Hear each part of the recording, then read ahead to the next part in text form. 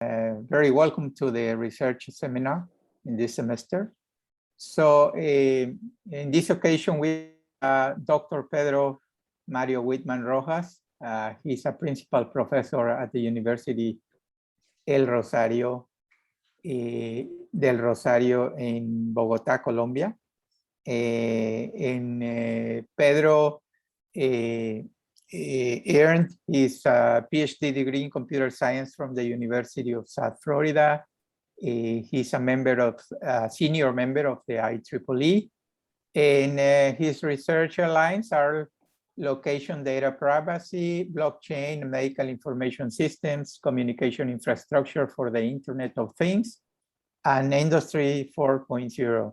He's author of 3 technical books and several publications in index journals and international events. I met Pedro a few years ago when we participated in an evaluation committee for a graduate program in one of the universities in Colombia. I don't remember which, but I think was then 2 of them. Yeah, one of them was the National University, I think.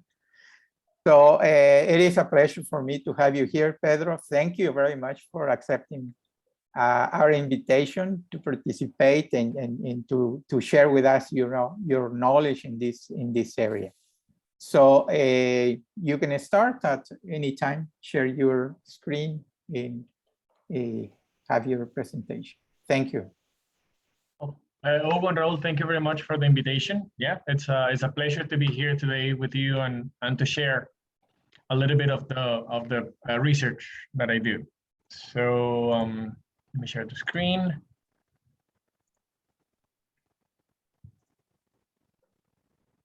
Okay, let's start. Okay, so the title of the presentation is Who Knows Where You Are? An Introduction to Location Privacy. That's my main line of research currently. So let's start with a very simple question, almost trivial question. Does your phone know where you are? Sorry for that. If it does, then pretty much everyone knows. So get that in your head. But let's revisit the idea of privacy first. So how do we define it? So in Spanish, according to the Royal Academy of the Spanish Language, es de ámbito de la vida privada que se tiene derecho a proteger de cualquier intromisión. So is that part of your private life that you have all the right to protect from any intrusion? Or it can be defined also as the ability of an individual or group to seclude themselves or information about themselves and thereby reveal themselves selectively. So the option that we have to select what we want to share, with whom, when, and why. So what kind of things do we consider private? Usually, our name can be private, our ID number can be private, gender, birthday, places that we go to, phone numbers, list of friends, sexual preferences, ex-partners, health problems, and the list can go on. But the question is, do we really consider them private? The question is not really much. Since 2005, the social network really began to give us that option or that opportunity to start sharing everything with everyone at all times. And not only the tool, but it really made us believe that we had to. What do we look like? Who am I? Where do I work? Where places I've been? My friends, what are my opinions, my beliefs, the things I like, the things I dislike, everything. All this information we're constantly sharing with everyone, people, and everyone, companies. Because we love sharing. We got to believe that we love sharing and we have to share everything. And we share it, of course, with companies that are constantly checking who we are, what do we like. No? They know who we are even sometimes better than we do. However, there's one aspect that is not really talked a lot about, which is location. Location has been one of those topics that it was like 20 years ago was not really a thing, because we really start including location into our everyday basis activities when smartphones came. So smartphones, which are more or less the same at the same time as the social network, a little bit earlier, but not too much, around the mid 2000s. That's where really the location is started to become a piece of information that we always had because of this, because of GPS, or because of location through cell phone towers, or whichever option. So we started using GPS navigation first on those little devices that you put in the car, the TomToms and things like that, and then on your phone. And that information, we really didn't have much to care about, because we were not gathering it and not storing it or checking it out. But it's really becoming a thing that it's constantly being included in what all these companies are getting. So when we talk about privacy, of course, it's just a subset of the whole design of privacy. So location privacy is the right of individuals to decide how, when, and under which motives their location information can be shared. The question is, do we care? One of the main studies that has been done was done by Chrome in 2005. It's one of the classic ones, right when all this revolution of the location started. They did it with the US college students. So they asked 74 students how much they would charge to share their location information for a month. The price range was between 10 and 20% if this information was going to be used for commercial purposes. Other than that, they would not charge for anything. So look, they're asking for money. They value it, but they value it really low, like not too much. In Colombia in 2019, we did a similar study, but we included a little bit more awareness. It's 15 years later, almost, in order to see how people were reacting to the aspect of sharing their location information with companies and things. So we asked the question, what do you consider a violation of your privacy in terms of location information? Sorry that the slide in Spanish. So let me put the laser. So sell my information to third party. Most of them, 562 out of the 600 and some that were included in the study. Not being informed that my location is being used. Have to provide my location when in order to use the app, and send advertisement based on my location. All those things are considered an invasion of privacy. In which situation, and this is really funny, and we'll see why.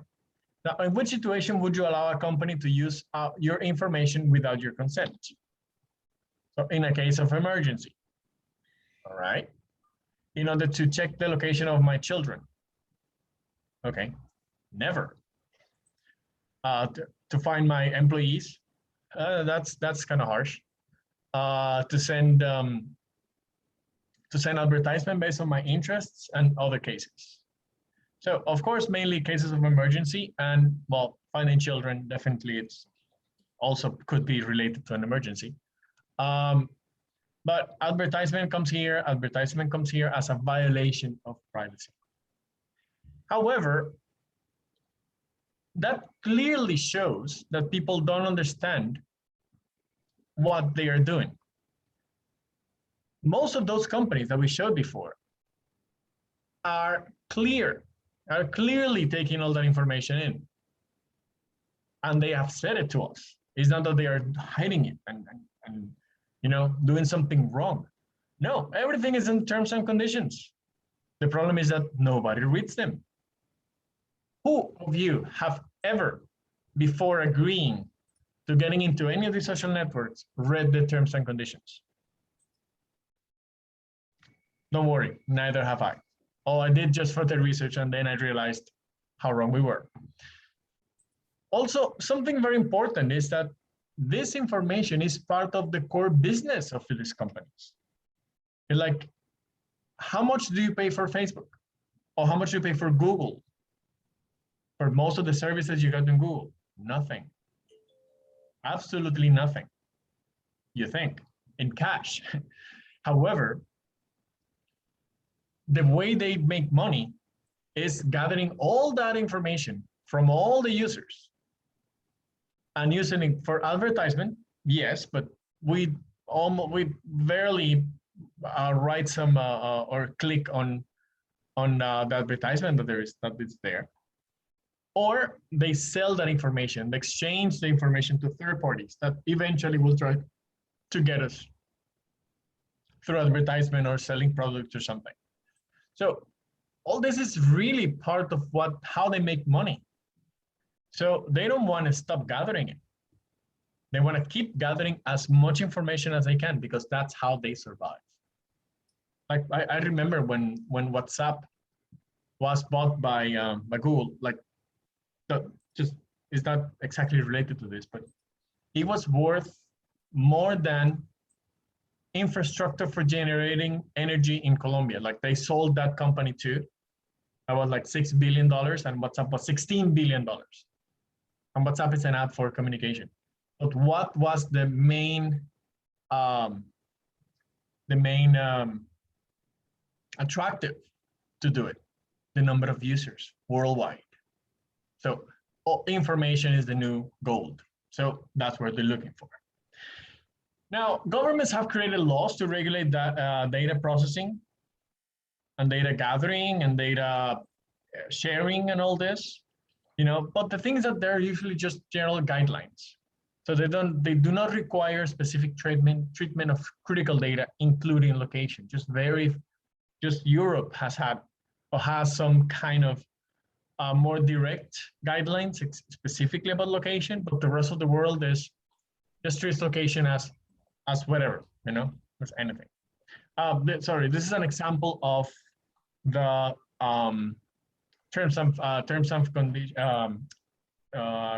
conditions of use of this is Twitter. So yeah, they are for advertisers and other partners. They share the information, including demographic, interest data. They include location somewhere. Well, indeed, go do yourself a favor and try to go and read some of the terms and conditions so you understand what they're doing with your information. Twitter is probably one of the companies that has done the most, specifically in location. Like, again, 10 years ago, you could share your point, the house, the exact location of your house and the exact location where you did the tweet. Now you can be more general. You can put the city or you can put something else. Of course, they're gathering this exact information, but the one that is being shown to the public, it's more generalized. So that's one of the cool things that at least Twitter is doing in order to protect your information. So the question is, what can go wrong? Oh, sorry, this is still in Spanish. So companies are still regulated, or they're supposed to be regulated and follow the rules on what they do with the data. No. Yes and no. There's been many cases in which they are gathering information, not telling the people, not telling the users, and the big ones. Here was Steve Jobs. Here's a iPhone. Microsoft has done it. Or also a problem is that when this information, when these companies get hacked, all that information is available because it's not well protected. So, for example, in here, there's an application Grinder. Hackers could get the location and HIV status of the users. So that is definitely something very complicated to manage because, again, rules. There should be a way to protect this information in a better way from either the legitimate use of the company and from external attacks. Sorry. I'm sorry for this again. So even though, so what can we do? What can we do? First, of course, you can try to say, oh, well, you know, there's so much going on and so wrong that I will stop sharing my information, my location information. Yes, that could be one solution, like for maybe for Angry Birds, or maybe for something that is not location-based. It's not a location-based service, but how can you use Waze, or how can you use Google Maps, or how can you use something else? These applications that require your location constantly in order to offer you a service, you know? So some applications really need that location information. So it's not an option just to stop sharing. Now in the literature, there are many techniques to protect your location if you don't want to stop sharing it. The thing is that this is not a black and white situation in which you either share it with 5-meter error all the time or don't share it. There's a whole set of options in which you can partially share this information on your own terms. Pretty much what the location privacy definition is. So how do we define location information, what it is? So a location information has 3 basic dimensions, 3 basic elements that completes it. First, the identity of the person. So you can have anonymized location information. The geographical location where the person was, well, definitely that's, you know, that's the key of the location information. And also the time, the moment in which this person went to that location. So we have something like this. We have 3 paths of 3 users, you know. So what happens if we start taking those elements away? So for example, this is anonymity. So we have the paths, the exact paths in the sequence they were taken, but we don't know who was the person that did the path. And here, the main thing is that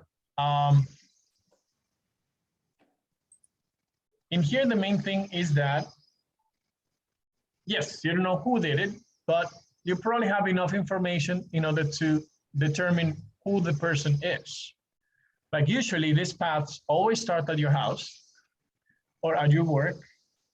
No? So you can start crisscrossing this location information with what is called a phonebook attack. So you look for public databases, like a phone book, and try to find which persons, which people, or who would likely have relation between the start and the end of the path, or the places they're stopped. So that information can be determined a lot by public database. A second one would be what happens if you take the time. If you take the time, you take out the sequence. So you don't know where the person started. So you don't know technically where the person, for example, lives. But anyway, you can still do the correlation of the points and the person, and eventually come out with an idea of how this happened, because you also have the time. Sorry, you have the location and the person. So if you have the location and the person, well, technically you can try to come up with possible sequences of visits of these points and crisscross. So like, for example, you know that the person would not live next to a highway, but mostly on a residential area, or will not work at at a fast food restaurant. If you know the person, you know pretty much you may find where they work, and again. So time may not be as relevant as topic. Now, the last thing is to work with the location. Of course, you cannot take off the location, but you can alter the location. So what would happen if you don't show the path exactly as it happened, but if you add some noise to it? So for example, this green path turned out to be this green path.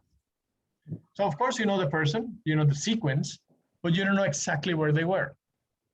So you don't know exactly where they live or where they work. If you know the person, maybe you can crisscross that information, but you're not exactly sure if they were at work or if they were close by. So out of the three options, I have been working mainly on location, how to alter location in order to hide that information. Of course, they can be mixed. If we mix anonymized location information with location, that's great. That's one of the that's one of the options, including that one of the ones that I will present later on. So how do we hide identity? So there are two ways to do it, internally and externally. To do it externally, so pretty much how do you hide your IP address? Because your IP address will be exactly the same, or your MAC address, you know? How do you hide it? Because with that, they can identify who you are. So you can use solutions like the Tor network, in which they break the communication path. You know, on the TCP/IP protocol, you have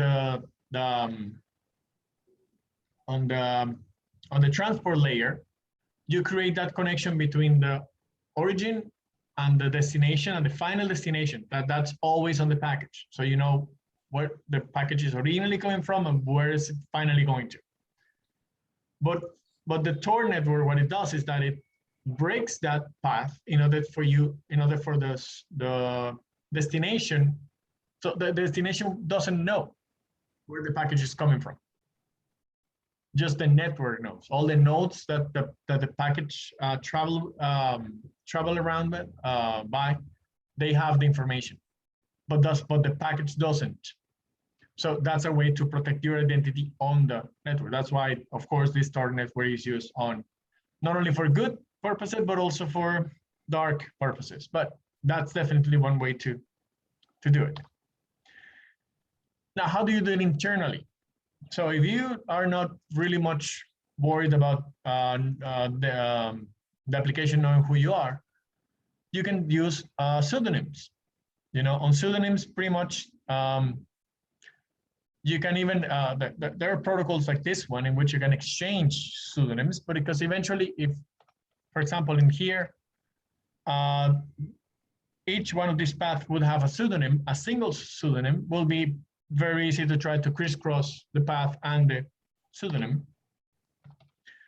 But in here, for example, they propose to exchange the pseudonyms while they are on the road. So this is for like a vehicle ad hoc network.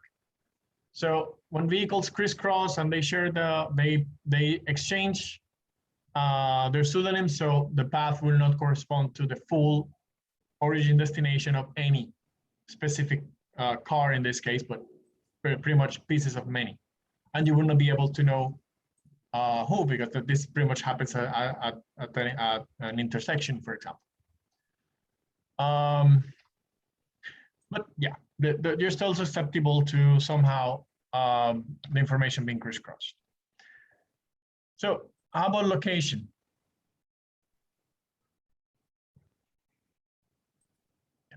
How about location? So we have, if a person is being followed, so you have a path, there are many things you can do.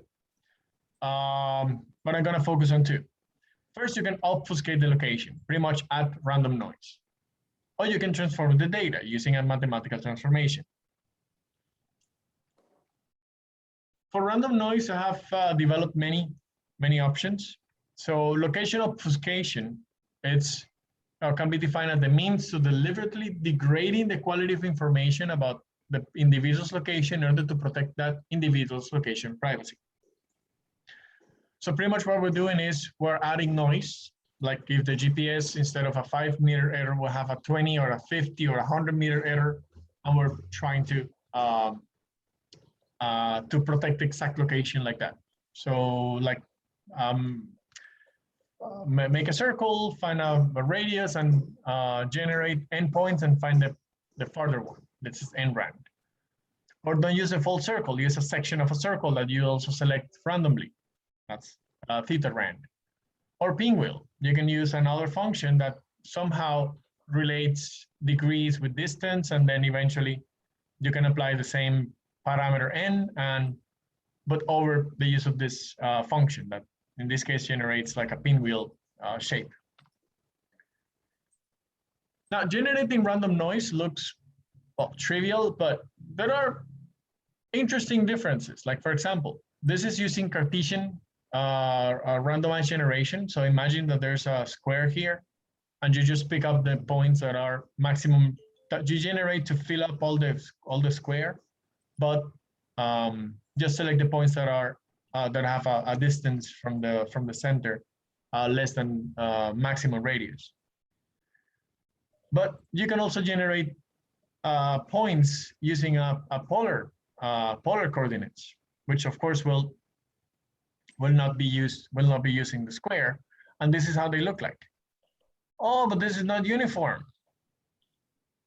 It depends how you look at it. The polar are the orange dots, and the Cartesian are the blue.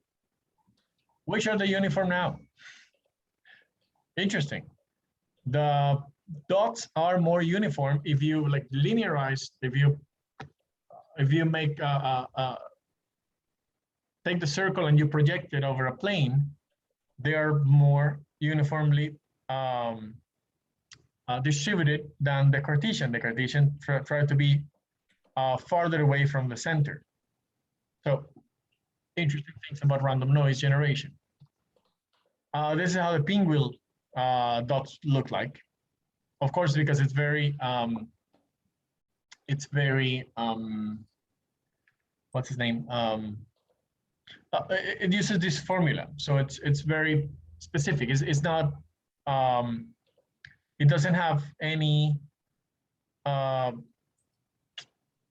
The degree of freedom is just one. It's just the angle, because everything is based on the angle. So it's very deterministic. Like that's very deterministic. So with a period of, or with a periodicity of 12 degrees, this is how they will look. Or if you use 110 degrees, then this is how they will look. But this is an interesting way to generate that distance. We have made some changes in which we just don't generate over the line, but we can generate randomly over like the wing of the pinwheel, and there are a little bit of the different results too. So when we generate random noise, well, the pros and cons. The pros is that it's very simple to implement, has very low complexity operations usually, and no changes need to be done on the servers. Like all this processing would be done on the device that is acquiring the location, applying the noise, and sending it back. So the user is totally in control of even the configuration. You really don't know, you really don't want them to know where you are at like 1 kilometer noise, and then you're done, you're good. Of course, that depends. If you're in the middle of nowhere, where there's just a road kilometers around, well, of course, you are probably traveling on that road. So it cannot substantially alter the information. There's always a piece of information that it's done, so they pretty much know your whereabouts. And this added noise, can be filtered. Even sometimes can be filtered substantially. We're very good at filtering noise. It's like that's why our cell phone cell phone devices work. So we're very good at filtering noise. So that's also a problem with this kind of techniques. Now, mathematical transformation. This is another technique that I did. It's called Matlock. It pretty much uses a matrix multiplication times the location information, latitude, longitude, or latitude, longitude, and time. And the interesting things about this is that it really changed the data substantially, because pretty much we're changing the projection. This is just like, linear algebra 101. or changing the projection of the path. And it's, so the new shape really changes a lot, but it's completely reversible because pretty much, yes, what you need is multiply by the inverse of the matrix and voila, you get the information back. Now, the interesting thing is that it's because a linear projection, it means that it preserves all the geometrical properties. So we can apply simple services like, for example, geofencing, in which we define an area and we want to know if the person crossed that area. If we just project the edge points of that rectangle into the new projection, basically, if the point was inside the area here, that point will be inside the area here too, on the projected area. So this translates directly. It could be called, and I dare to call it, like an homomorphic coding, but of course it's definitely not an homomorphic encryption technique at all. This is it's fairly weak towards certain attacks. So yeah. Another way is geocoding. Geocoding, it's a technique that is also being used today in order to take the two-dimensional location information and turn it into one single number, one single representation. That's usually very good for storage in terms of databases and things, and it's very quick also for some operations. And it's also a way to protect privacy, because pretty much depending on the length of the code, it usually can have more or less precision. So you can work with that in order to protect and make it more general or less general information. So this is how Geohash works, for example. It works on quadrants, so it breaks apart the world's latitude and longitude in quadrants, and it starts the more on the more dimension it gets, the more numbers it starts getting, and so on. So it's very cool. So in this way, you have something that doesn't resembles a location information, but also it can be operated and it can provide some and if you need to have the algorithm in order to understand what you're saying. So it does not reveal the whereabouts unless you know how to decrypt that or decode. Location can be altered substantially. It may not require complex. It usually is reversible, but there could be some potential precision loss. Is susceptible to attacks. Depending on the code techniques, they may not be very much services that can be offered over the coded data. Dummy query is another option. For this, I created Mapir. So pretty much I'm gonna try to go a little faster just because of time.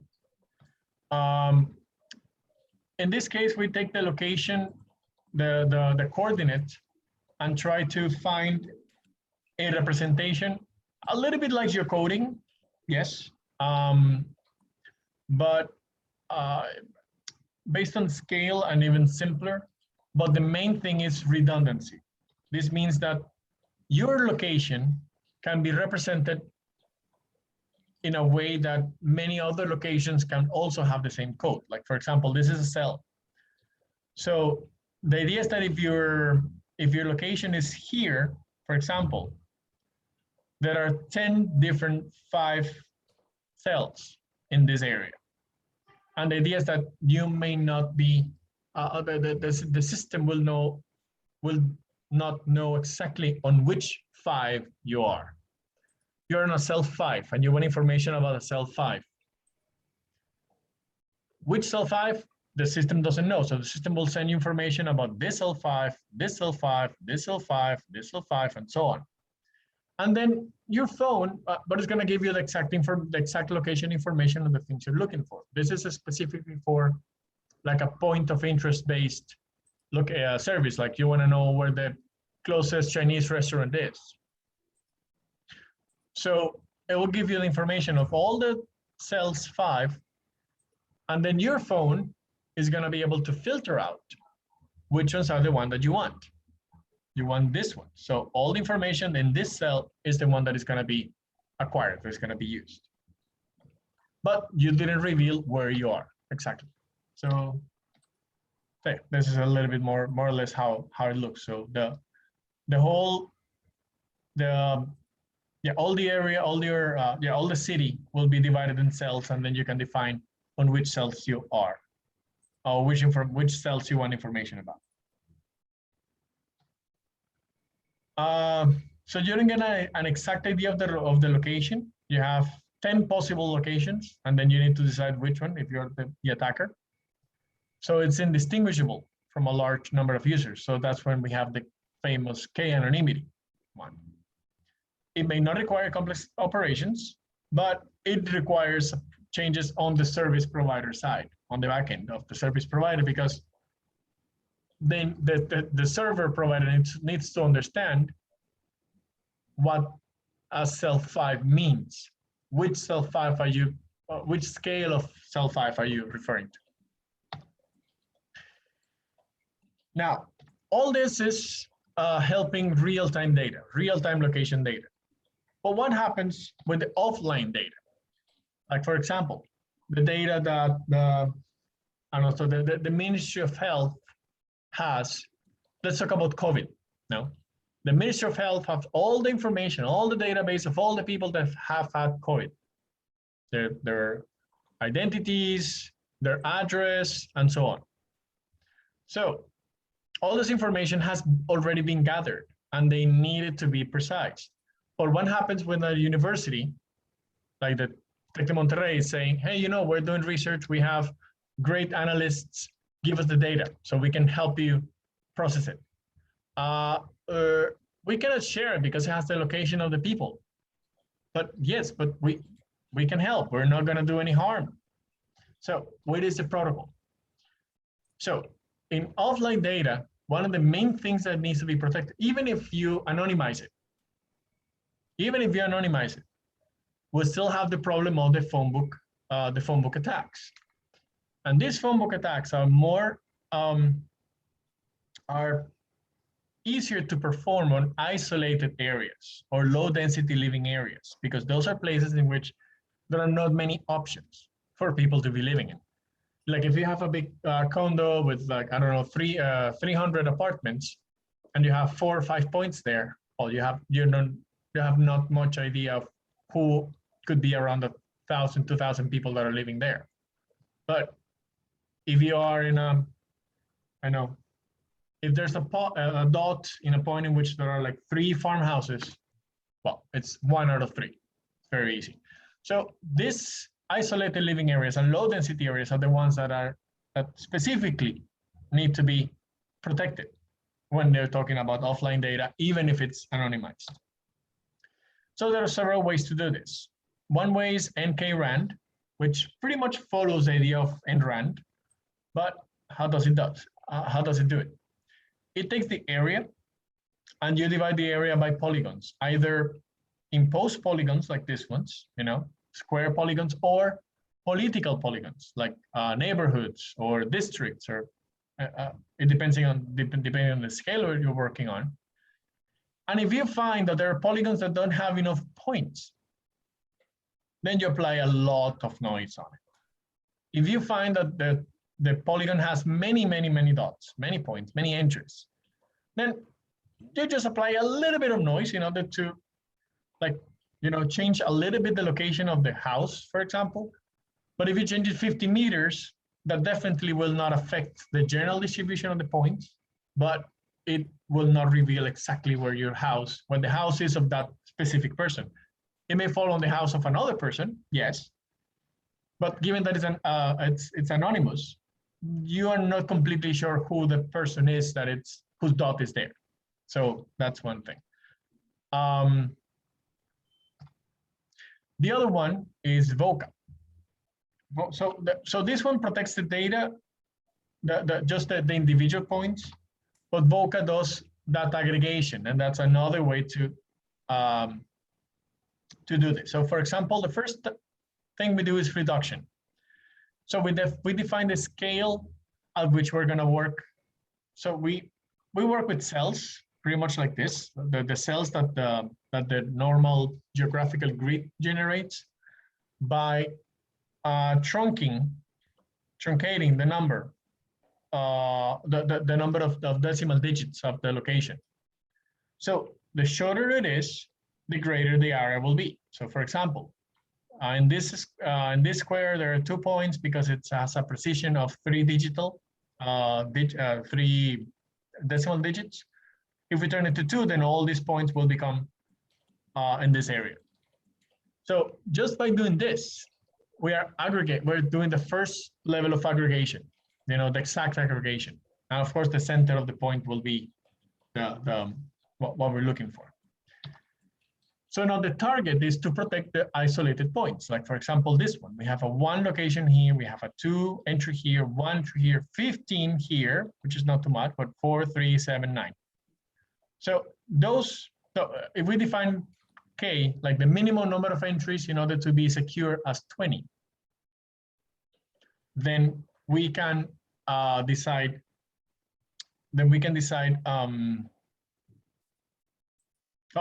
we start putting together, aggregating only those points that do not comply with that 20 rule.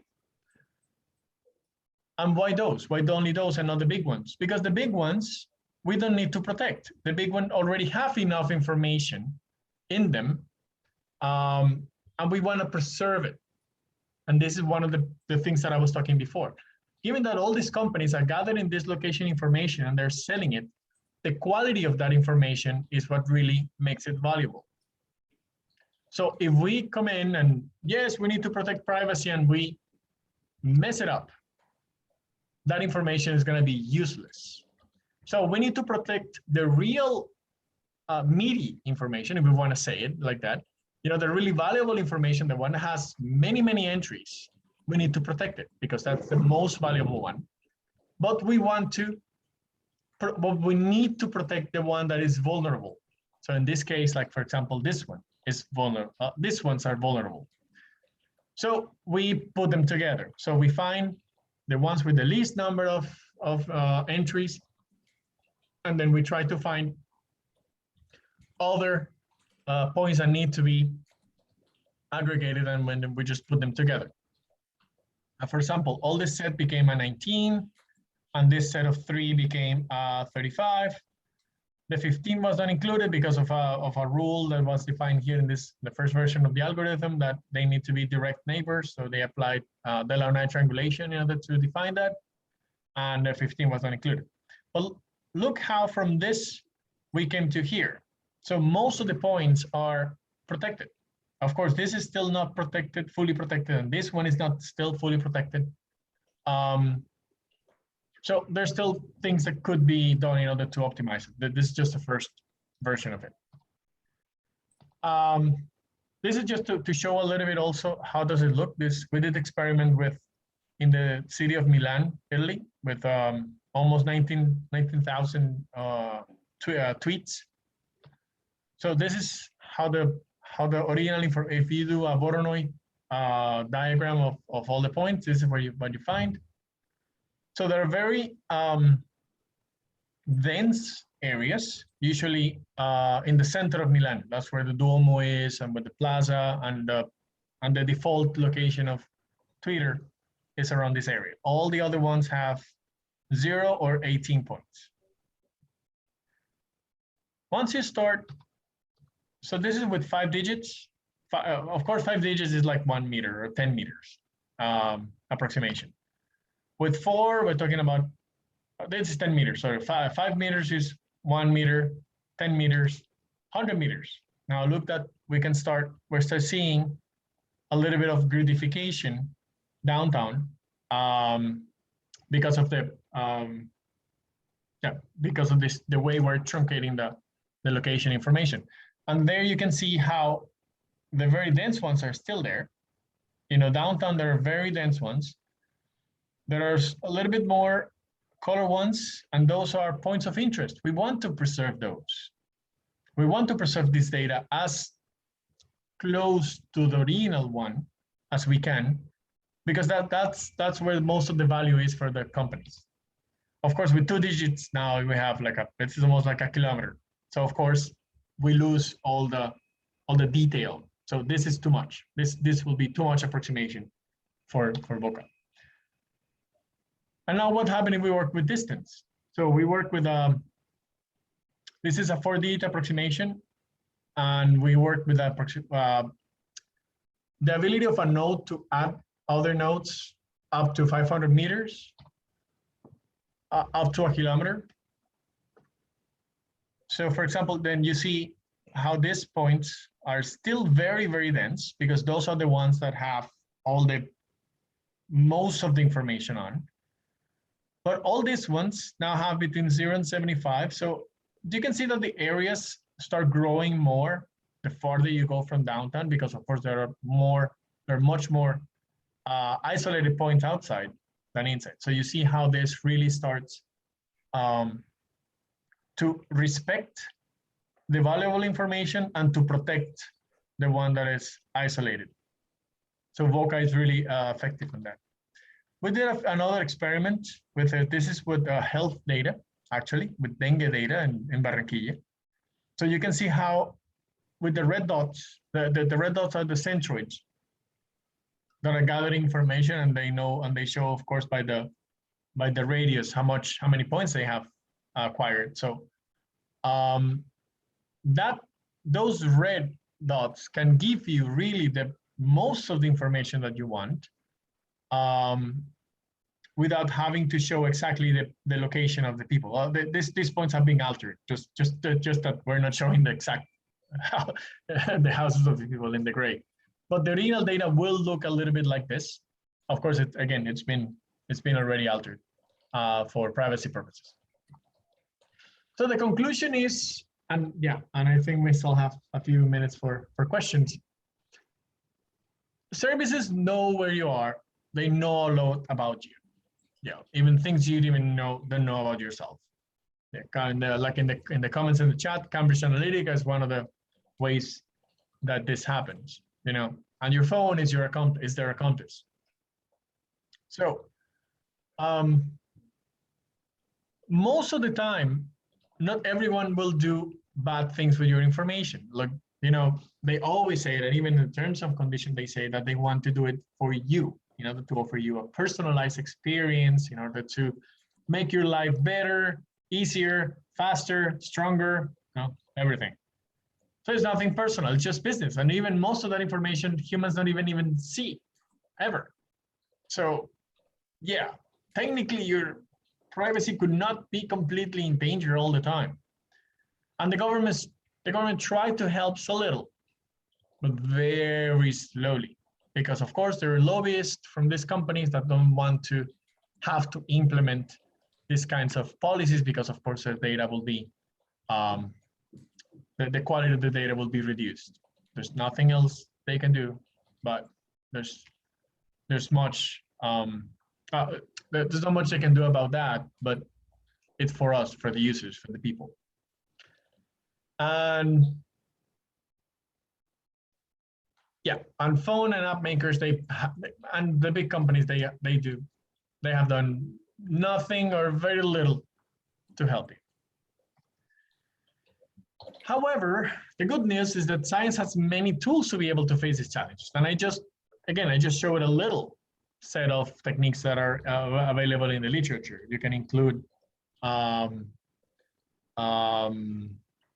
probability-based, you can include ones that take into account the road, and that mix history, and there are many ways to preserve it, to preserve privacy location.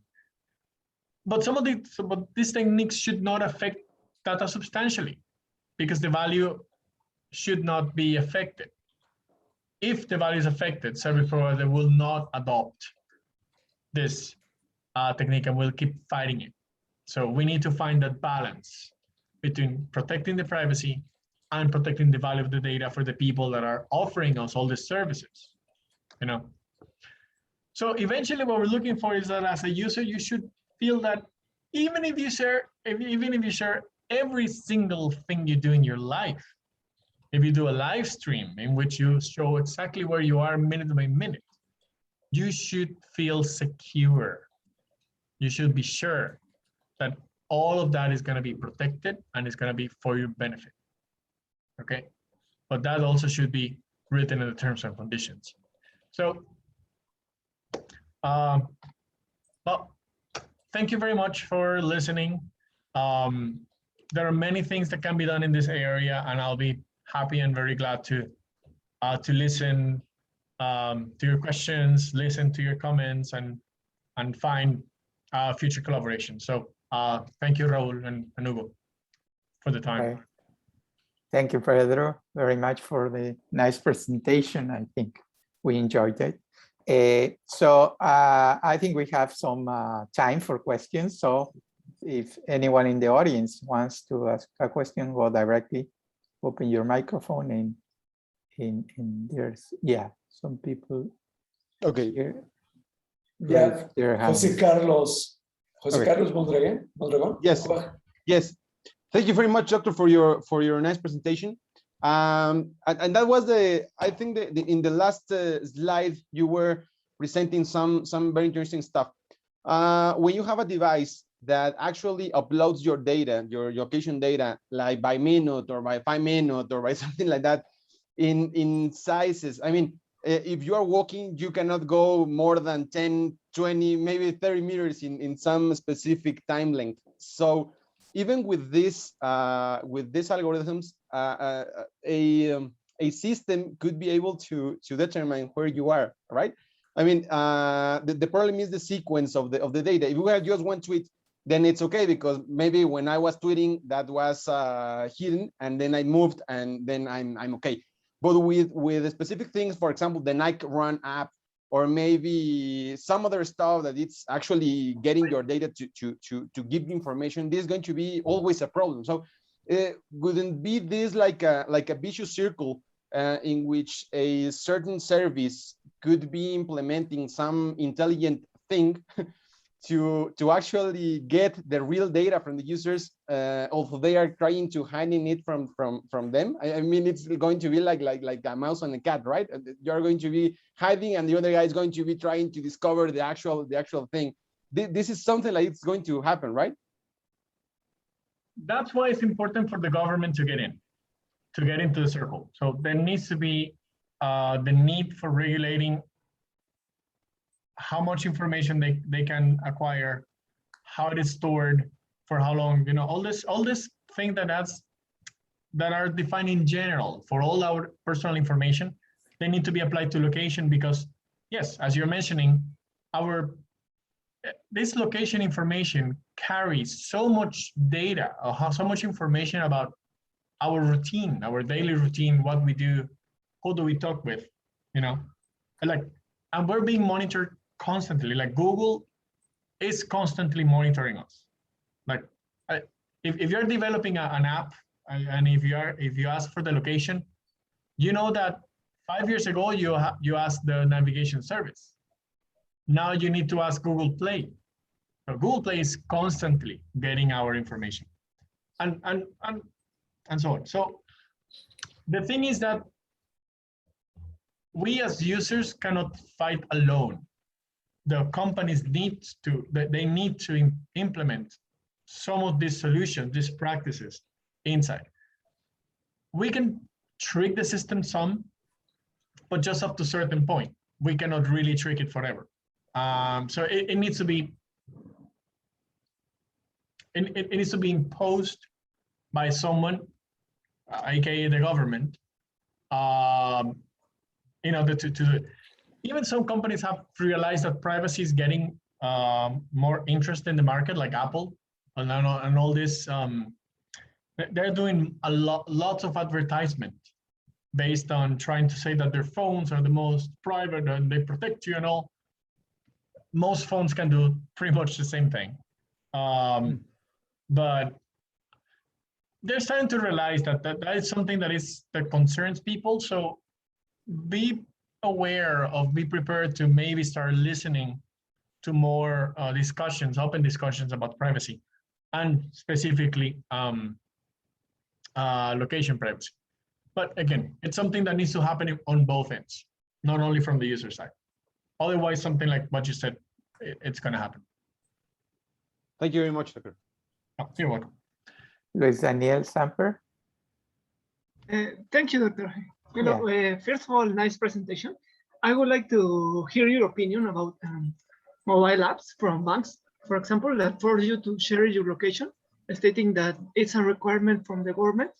Because nowadays with COVID, these apps have become almost a necessity, not an optional tool. So I would like to know about it. Yes. Yeah, but when the COVID emergency started, yes, all this governmental apps started appearing, in which they indeed were tracking you and tracking who you met with. So one of the ones that didn't include actual location, I read about it, was the one in Singapore. It didn't gather actual location information. It just tracked who you were in contact with. Of course, Singapore is a very, very, very, very, very, very, very small country. It's like a big city only. So they only tracked who you were in contact with through Bluetooth. And the Colombian one does the same thing. It keeps track of who are you close or nearby to. I don't know what they're doing with information. I have no idea what they're doing. I have no idea how private that information is. If they're using aliases or if they're using your Bluetooth IP or Bluetooth address, I have no idea what they're doing with that information, for how long they're storing it. As a matter of fact, I should read the terms and conditions of the app. In this case, it's a topic of public health, so it's public interest. So the thing that the good, I mean, the common wellness or the common good is sometimes goes over the individual good, like with the vaccines. You know, same thing. You know, they need to make it mandatory. Like why anyone is not, only if health prevents you from taking the vaccine, take it, because it's for everyone. So it's a little bit like this. It's pretty much the same thing with them obtaining the location here. The problem is they need to make it clear what they're going to do, what people are going to do with the information, or for how long they're going to take it, which is the use that they're going to do with it. When we don't have that clear, that's where the problem appears, because that's where an autocratic government can use that information to do whatever they want with their citizens, which they really don't care much about. So that's where privacy comes on. But again, you need to trust someone eventually. You cannot just trust no one. Eventually, you're trusting someone. Government usually is the people that you need to somehow trust, at least in these kinds of scenarios in which it's pretty much public health. If it were just a government, I don't know, tracking app for something else, you know, government.com, come in and we're going to track you, probably I would not accept it. But given that it's for the health emergency, probably. But of course, after this is done, I'm uninstalling the application. Thank you, but I was just wanted to clarify. I was referring more like the bank application, like Bancomer, for example, that force you to give location, because they say it's a requirement for the government, but it's a bank. I mean, they store your information, so that's not really clear, because they are stating that it's the government, but they are using your information, and it's a necessity. You cannot say I'm not gonna use the bank application because I'm gonna get COVID at the location, not at the bank physical location. So it's a, you use it or you use it. It isn't optional anymore. Yeah. Usually they should they should tell you why they're using it. In the terms of condition, they should state why they're using that information.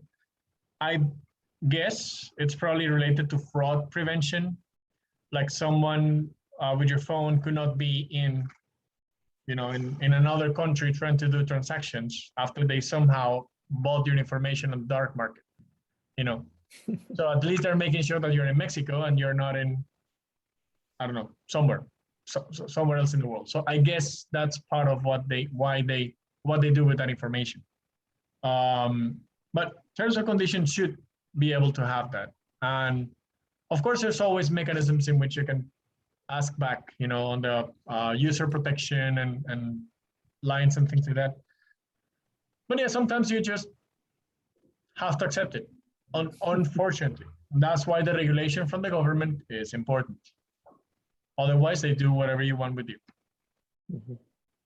Thank you. Yeah. All right. Anyone else?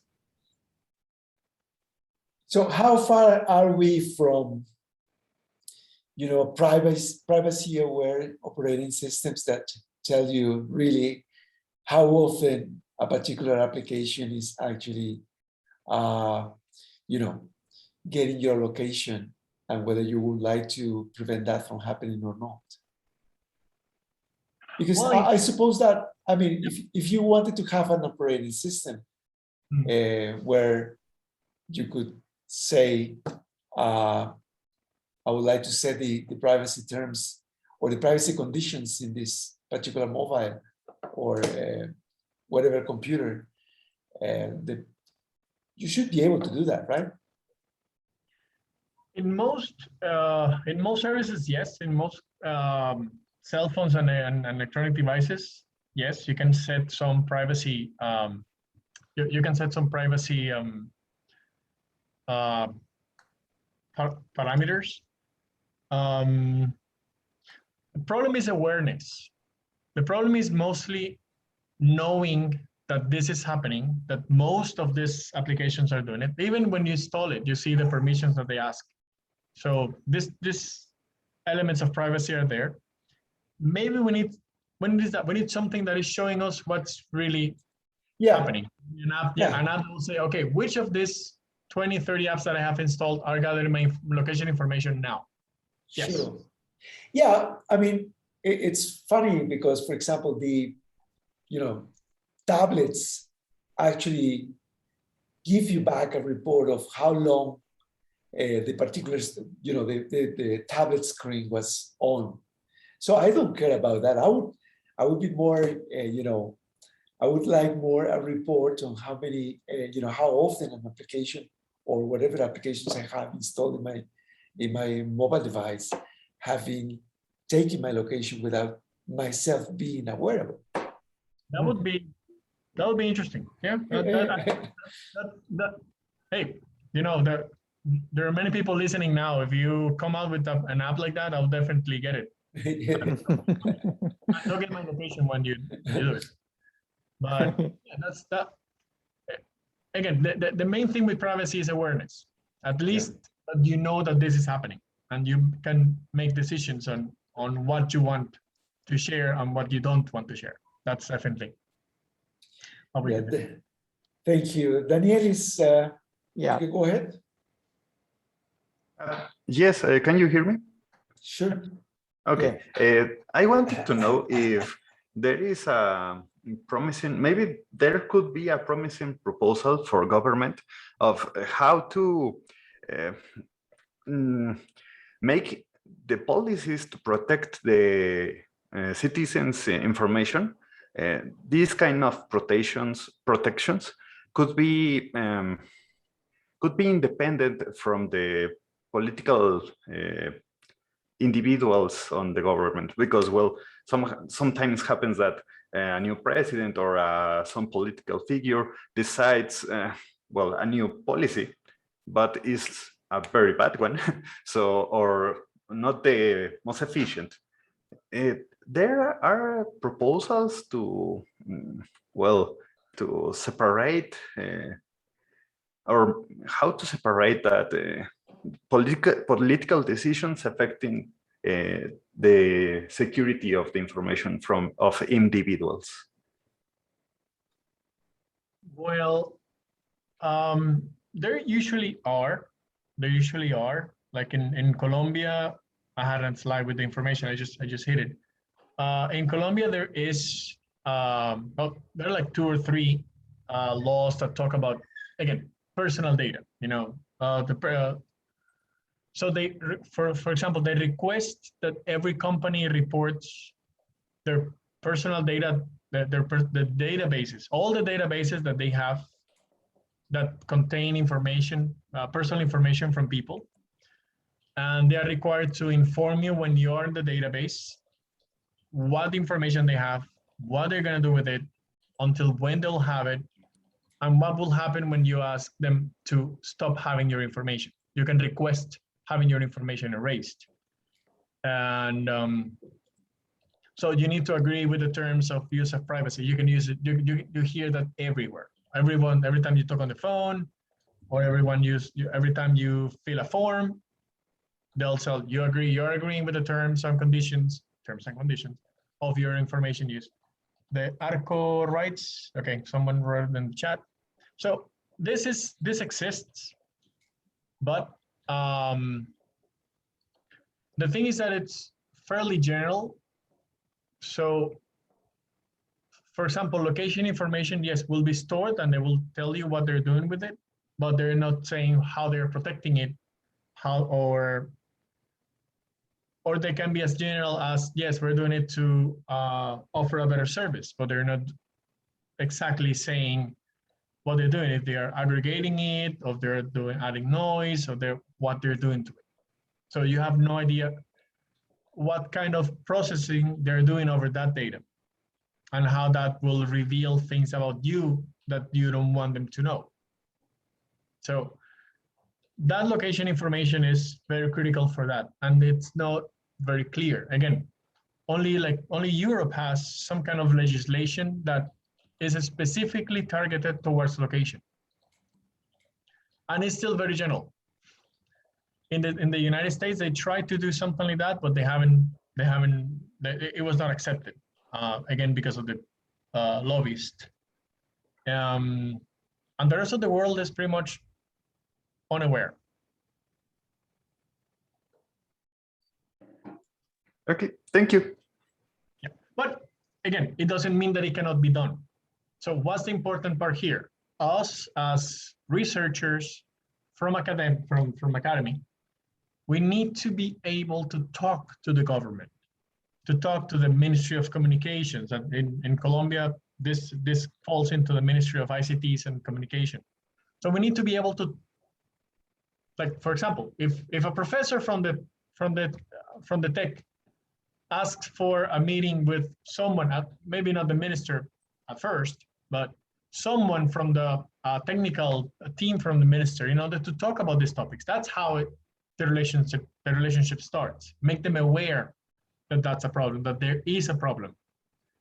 And of course, we cannot go there with 3 papers, like read these papers and we'll talk in a week. No, of course, we need to be very political about that. We need to understand that we understand the science, but they understand the government, and they understand all the implications of their decisions in the life of the people. So we need to find that bridge. We need to create that bridge between science and government. Running a government is very complicated, very hard. We need to try to make their life easier by explaining the impact of the problems that we have found in research, and how that can apply and can be solved in the cheaper way possible, in the cheapest way possible, because they never have money. Or if they do have money, then how is that going to translate into something that I can cut the ribbon and appear in the picture and get votes?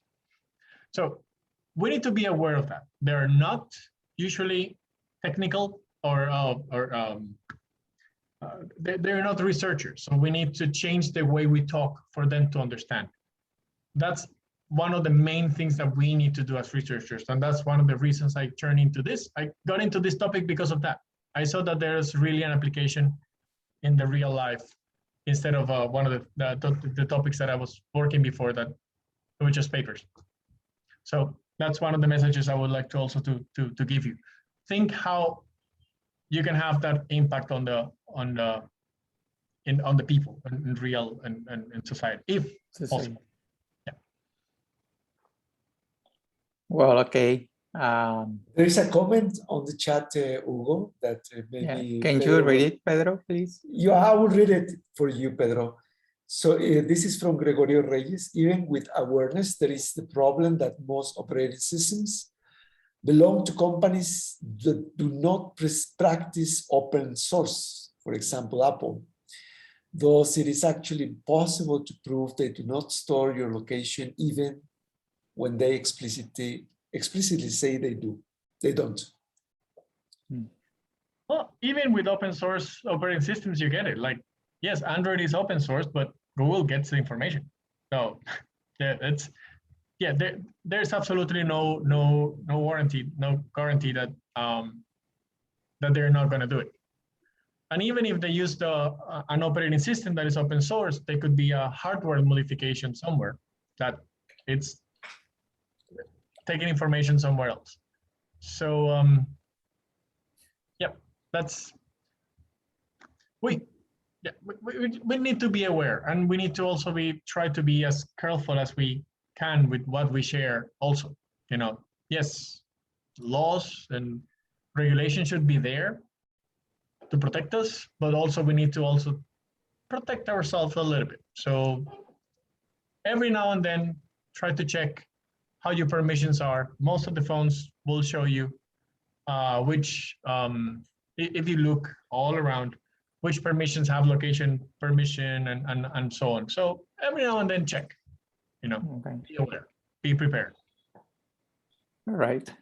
Okay, very nice. So, well, thank you very much, Pedro, again, for being with us today. And thank you all the students and professors coming to the research seminar. I think that Daniel is also raised his hand again. Well, yes, I don't, it's a more technical questions. I don't know a lot about UMAP, but it seemed a little bit related to these graphs where there are zones with more dense populations and some less dense zones. So for UMAP, the consideration of these characteristics in the data are also take into account. So I don't know if you have consider some of the mechanisms that UMAP uses into your research. UMAP, which UMAP? I haven't. I just thought that it could be, well, maybe useful, some part of UMAP, not all of it.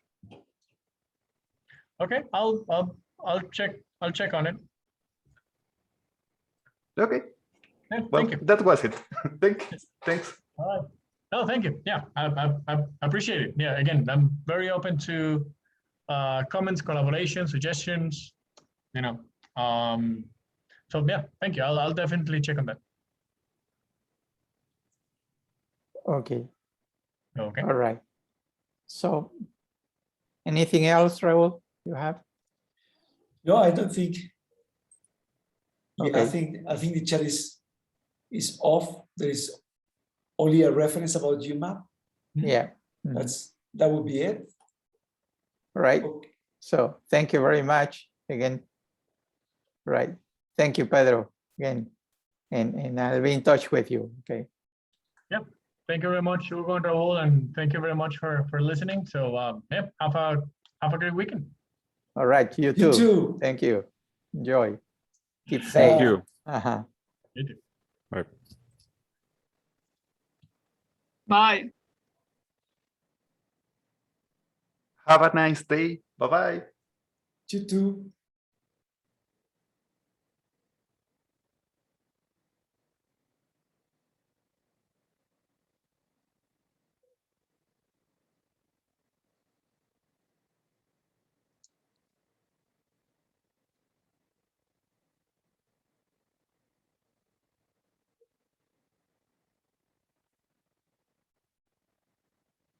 Bye, Saddam. Goodbye, Mohammed. I will end the session just now. Bye, Fer.